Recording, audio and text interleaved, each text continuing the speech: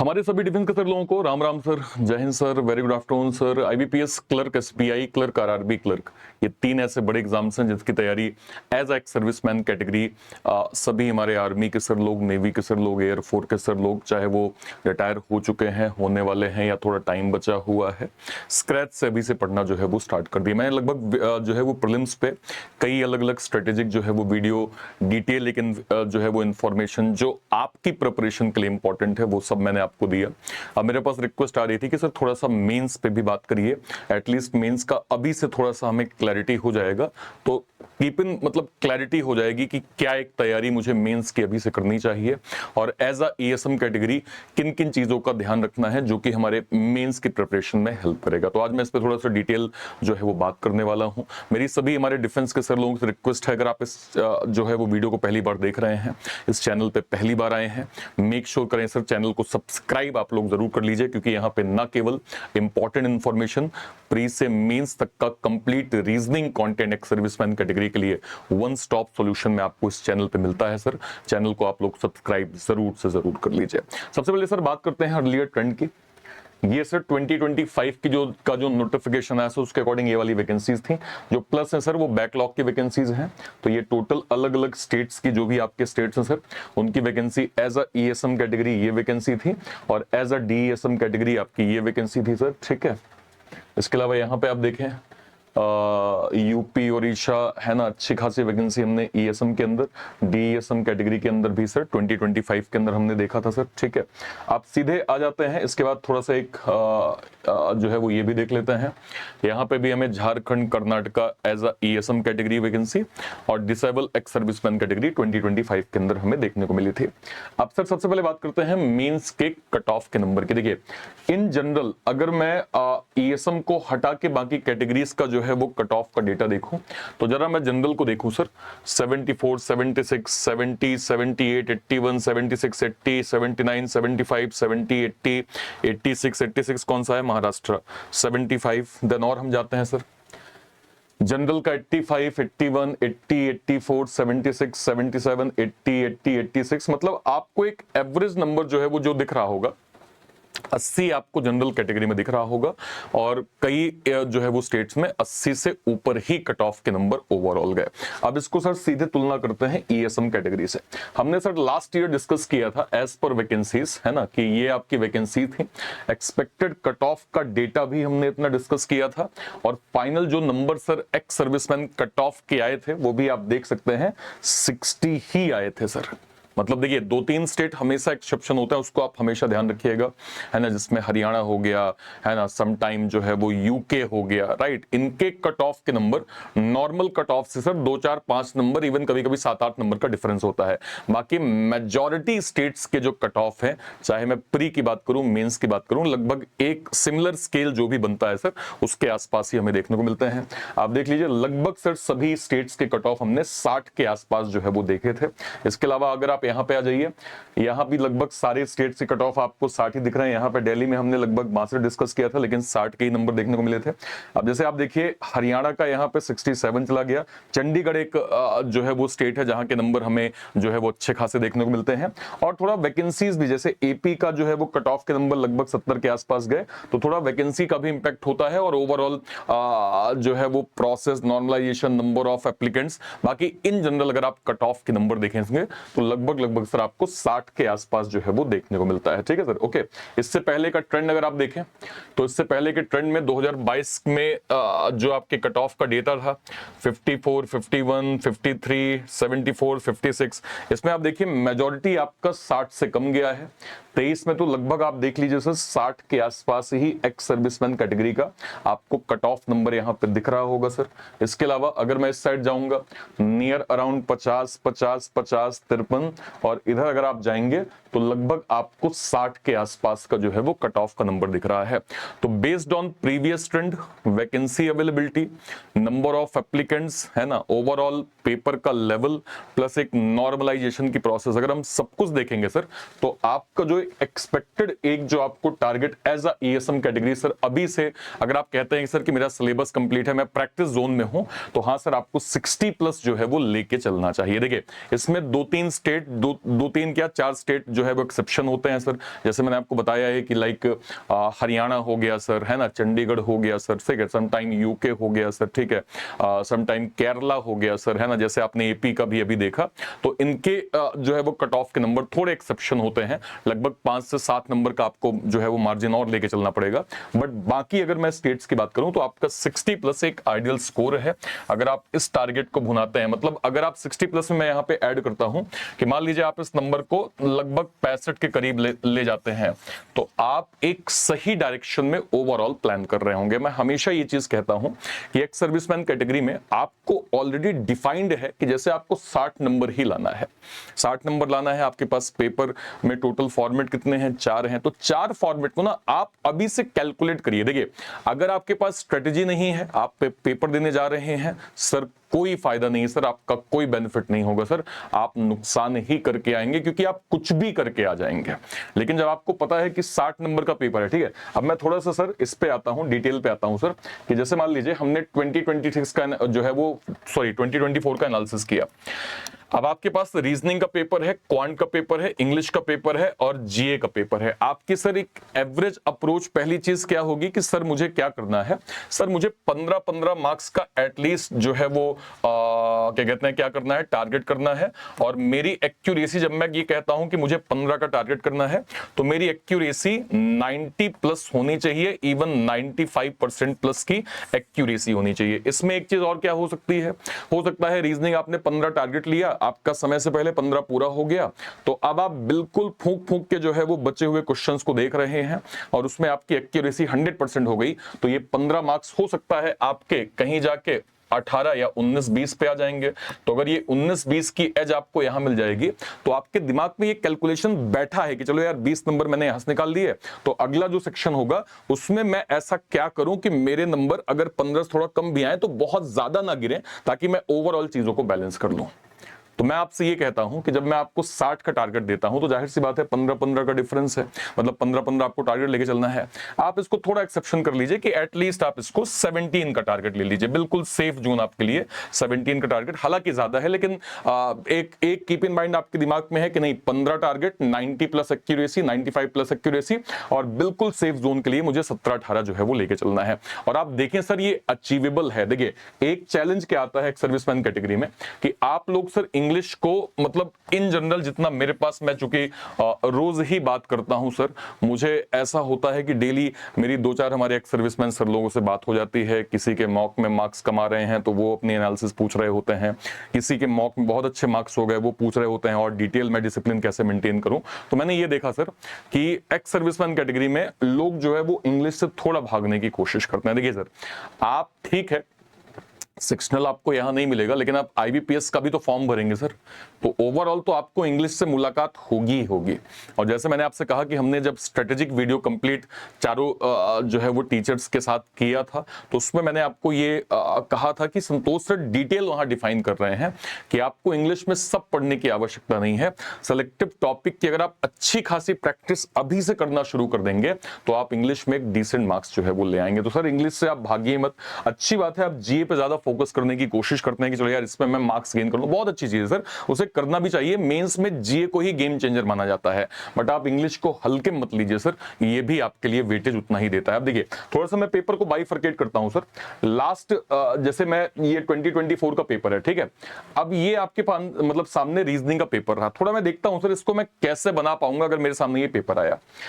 मान लीजिए शुरू में कितनी पजल है, 1 2 3 4 5। मैंने सर जो है वो शुरू में पजल को जो है इग्नोर कर दिया। मैं ये देख लेता हूं कि मैं क्या क्या अभी सॉल्व कर सकता हूं, क्योंकि इनिशियल लेवल पे पजल नहीं करनी है, ठीक है, okay.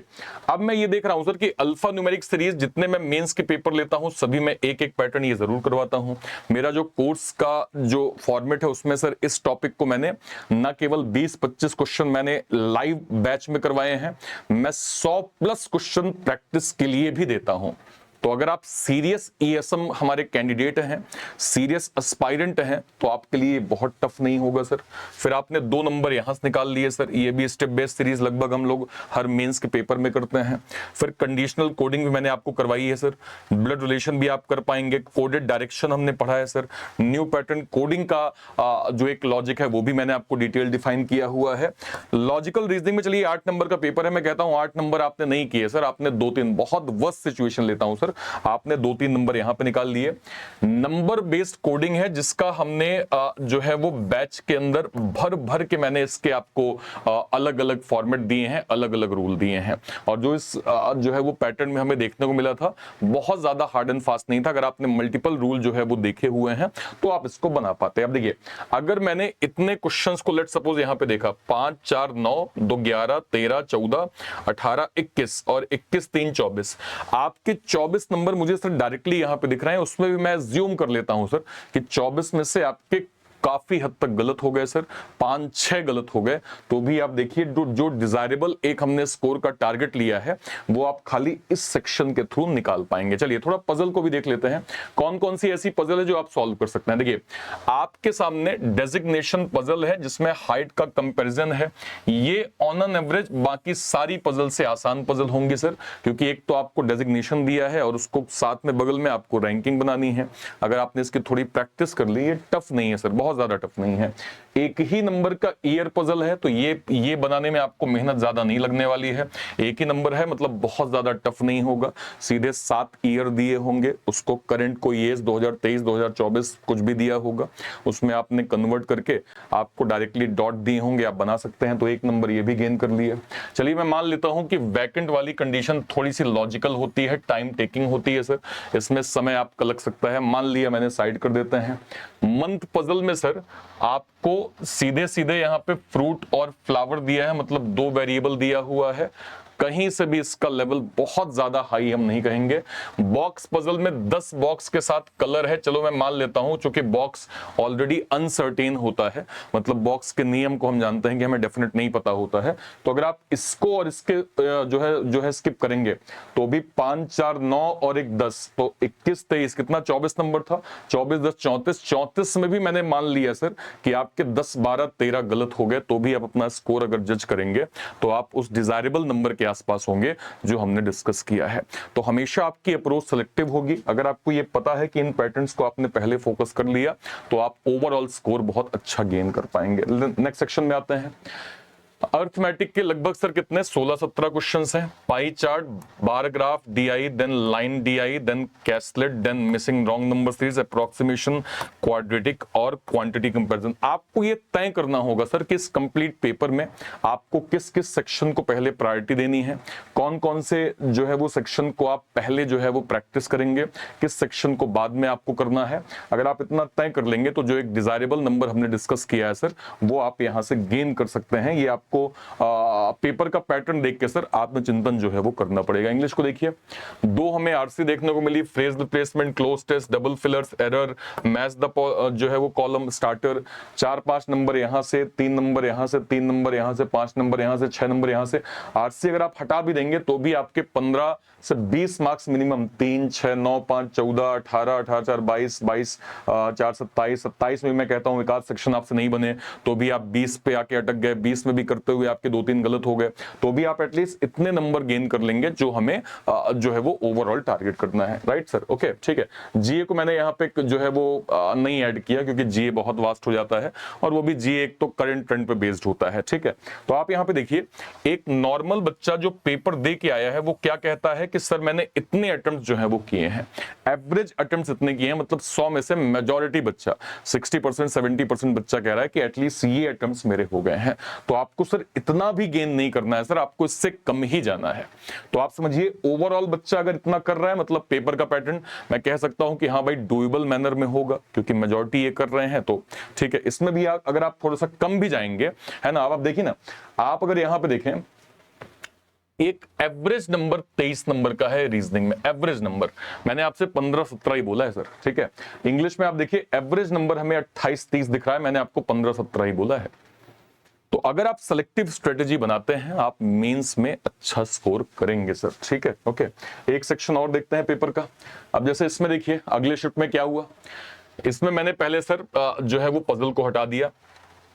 Conditional coding, data sufficiency 4 question, conditional coding, new pattern coding, logical reasoning 6 question, चलो मान लिया मैंने, आपने केवल 2 ही किए।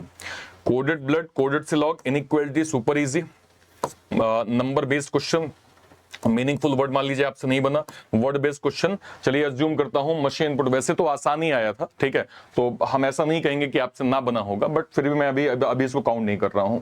4 number, 8 number, 12 number, 14 number, 17 number, 20 number, 23 number, 24 number, 24 और 25 number, 25 number without machine input किए सर, 25 नंबर में आपके 5-6 गलत हो गए, तो भी आपका डिजायरेबल स्कोर जो है वो बन रहा है सर, डिजायरेबल स्कोर आपका तब भी यहां पे बन रहा है। तीन पजल को देखते हैं।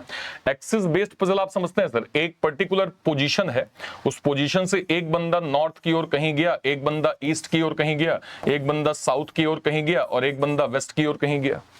ये हम एक कहते हैं कि पर्टिकुलर पॉइंट से एक बंदा चारों दिशा, 4 लोग अलग अलग दिशाओं में जो है घूम रहे हैं। सवाल पूछ लेगा यदि ये दूरी 9 है इतनी, और यदि एक पर्सन यहां से नॉर्थ जाएगा और ये 9 की दूरी, तो बताओ इसकी दूरी क्या है। तो आपको ये सारे क्वेश्चंस इसमें निकालने हैं, जो कि बहुत ज्यादा टफ हम इसको नहीं कहेंगे, ठीक है।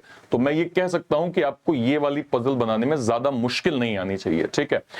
मान लेता हूं मैं वैकेंट एक कंडीशन होती है सर, ट्रिकी कंडीशन होती है, इसमें थोड़ा सा दिमाग ज्यादा लगता है। मान लीजिए ये आपसे नहीं बना sir, blood relation with linear arrangement. मैंने आपको हमेशा कहा है किसी भी तरह का ब्लड बेस्ड सवाल हो, हमेशा आप पहले जो है वो ब्लड की कंडीशन को ड्रॉ कर लीजिए। अगर आपका ब्लड जो है वो डन हो जाएगा, आप लीनियर, सर्कुलर, फ्लोर, बॉक्स सब कुछ आप बना पाएंगे। बट मैं अज्यूम करता हूं मान लीजिए आपसे ये भी नहीं बना, तो भी अगर आप एक पजल के सहारे चलेंगे, मशीन इनपुट भी आपने छोड़ दिया, तो भी आपका डिजायरेबल स्कोर बन जाएगा।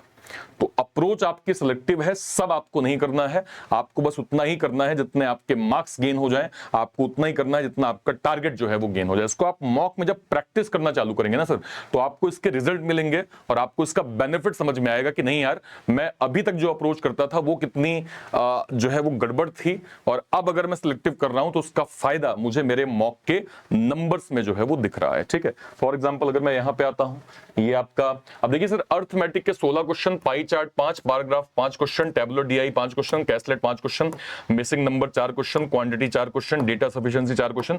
आपको ये देखना पड़ेगा कि डीआई आपको भर भर के मेंस में मिल रही है, आपको अर्थमेटिक के 10+ क्वेश्चंस आपको दिख रहे हैं, है ना, नंबर सीरीज के भी अच्छे खासे क्वेश्चंस हैं। तो सिलेक्टिव अप्रोच आपको निकालनी पड़ेगी कि पहले मुझे ये करना है, इसके बाद मैं बाकी सेक्शंस को जो है वो टच करूंगा, ठीक है। इसके बाद देखिए आरसी 2 आई, sentence arrangement 2 question, cloze test 6 question, word swap 7 question, error के 3 क्वेश्चन, वर्ड यूजर्स के 4 क्वेश्चन, वर्ड रीअरेंजमेंट के 2 क्वेश्चन, थीम डिटेक्शन का 1 क्वेश्चन। इसमें भी अगर आप इस सेक्शन को हटा दें तब भी आप इतने सेक्शन के थ्रू आराम से एक बढ़िया स्कोर जो है वो यहां पे निकाल पाएंगे, ठीक है सर। ओके, अब जरा इस पे आ जाइए। आपकी ओवरऑल अगर मैं यहां पे अटेम्प्ट्स देखूं कितना बच्चों ने किया है सर, तो 100 के करीब एक एवरेज अटेम्प्ट है। सोचिए आपका डिफरेंस कितना है सर, अगर आपकी अप्रोच सिलेक्टिव है तो इतना बच्चों ने एवरेज किया है, मतलब पेपर का लेवल आप समझ सकते हैं। और इसमें भी आपको सर हर एक सेक्शन में इतना नहीं करना है, इससे कम ही कम करना है।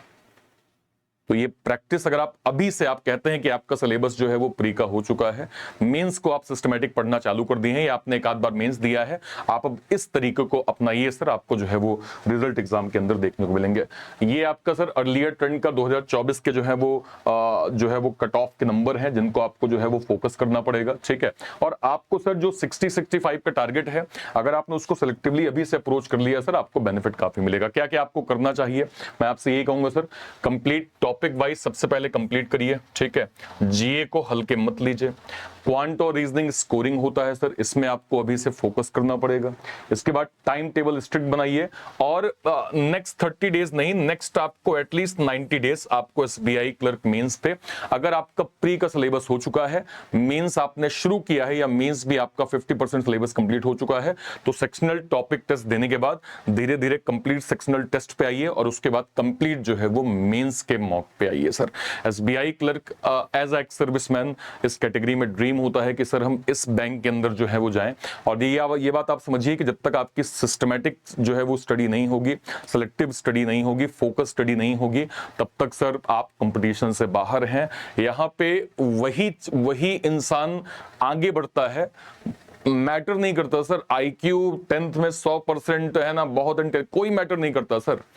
आपने अगर मेजरमेंट कैलकुलेट कर ली और आप कंसिस्टेंट उसको फॉलो करते हैं तो आपको धीरे धीरे रिजल्ट दिखना स्टार्ट हो जाते हैं। ठीक है सर। जैसे किसी ने कहा कि भाई नेट प्रैक्टिस में सुबह 2 घंटे बैटिंग करो, इस बॉल को ऐसे खेलो, तो शायद आपको शुरू के 2 मैच में ना दिखे, लेकिन जब आप वो प्रैक्टिस लगातार करेंगे तो धीरे धीरे वो गुण आपके जो है वो अंदर आने चालू हो जाएंगे। वही रिक्वेस्ट मैं आपसे भी करूंगा sir. SBI clerk, IBPS clerk, RRB clerk को ध्यान में रखते हुए सर हमने डेडिकेटेड यहाँ पे हमारे एक्स सर्विसमैन सर लोगों के लिए हमने सर डेडिकेटेड पलटन ex serviceman clerk foundation batch launch किया है। ये डेडिकेटेड क्लर्क फाउंडेशन केवल और केवल ईएसएम और डीईएसएम कैटेगरी के लिए हमने पलटन के रूप में लॉन्च किया है सर। इसमें आप एसबीआई क्लर्क को प्री से मेंस तक के लिए कंप्लीट बिल्कुल स्क्रैच से systematic topic wise as a ex serviceman category dedicated आप पढ़ सकते हैं सर, है ना। इसमें सारी फैसिलिटी जो as a ESM category, DESM category आपको अपनी स्टडी के लिए चाहिए वो सब कुछ आपको इसके अंदर मिल जाएगा सर। इसके अलावा हमारा करंट में सर आरबीआई असिस्टेंट का वीर एक्स सर्विसमैन बैच हमारे एक्स सर्विसमैन कैटेगरी के सर लोगों के लिए दिया गया है। इसमें डेडिकेटेड हम सर ईएसएम कैटेगरी का कंटेंट यहाँ पे दे रहे हैं। तो इंस्टेड ऑफ दिस कि आप अलग अलग बैचेस को अवेल करें सर, मैं आपको रिकमेंड करूंगा कि आपको सर हमारे बैंक महापैक के साथ मतलब एक्स सर्विसमैन सुपर पैक के साथ जाना चाहिए। ये इकलौता ऐसा एक डेडिकेटेड पैक है जो हमने केवल एक्स सर्विसमैन कैटेगरी के लिए ही लॉन्च किया है सर। इसकी प्राइसिंग ध्यान रखिएगा 12 मई के बाद बढ़ जाएगी सर।